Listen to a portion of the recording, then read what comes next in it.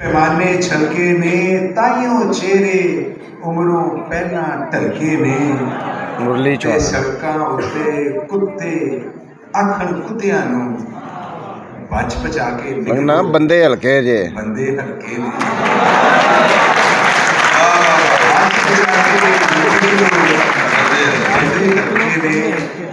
मियां चन्नू तो एक उचेची उड़ान भरता है।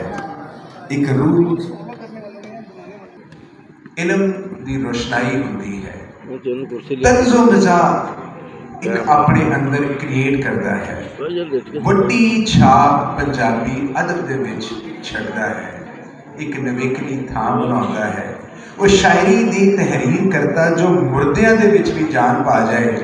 पंजाबी बोलियां ते फिर PhD करता है। पंजाबी उर्दू मज़ाहिया शायरां विच तर्ज ते संजीदगी दा एक तड़का भरदा है।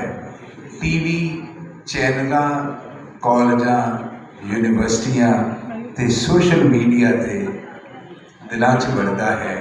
मेरी मुराद डॉक्टर मुरली चौहान जी। हालात हाजरा बारे कथा लिखो कि कुत्ती